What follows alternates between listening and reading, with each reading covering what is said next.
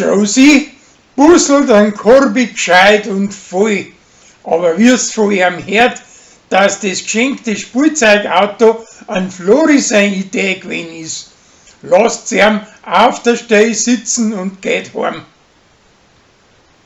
Halbe, bei einem Purzeltag gefeiert wird, muss Annalena für die anderen Landweiber auch ein Geschenk herrichten und bleibt nachher oft sogar auf die Schulden hocken.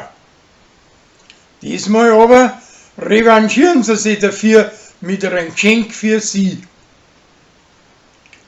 Die Abstimmung, wer das die freundlichste Amtsstube ist, gewinnen die Lansinger mit 1 Punkt Vorsprung, samt den blöden Geschmacks, wo er der Gmundner reinschreibt.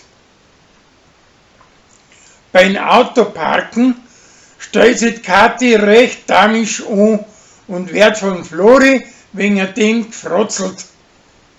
Drum lenkt nachher sie ihm mit die Weiber an, dass er einen Fehler macht. Ein Gregor, seine preußische Stieftochter, findet verlassene Antenohr und er besorgt von der Erika am Brutkasten, wo die Biberl ausbrut. Eins verreckt und die anderen geben sie in eine Aufzuchtanstalt. Der Chris hängt alle nur am Viechdoktor seiner preußischen Tochter. Und an seinem Purzeltag sauft er sich nieder mit seinen Spätzchen. Einen Tag drauf, bei der Feuerwehrübung, haben sie aber wieder gut benannt, bis auf ihn, und drum macht er einen schweren Fehler. Sein Vater reibt ihm das vor die Leute hin, und das gefällt ihm nicht.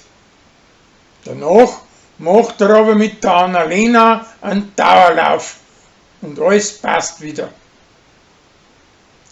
Ein Gregor, sein preußischer Stiefsohn, spernzelt mit einem Dirndl. Aber Zara vertreibt sie ihm wieder, weil es glaubt, dass es loswerden möchte. Die Männer, deren recht schön heile und feiern den Vatertag daheim mit der Alten. Aber in Wahrheit haben sie am Schäd auf einen anderen Tag verschoben.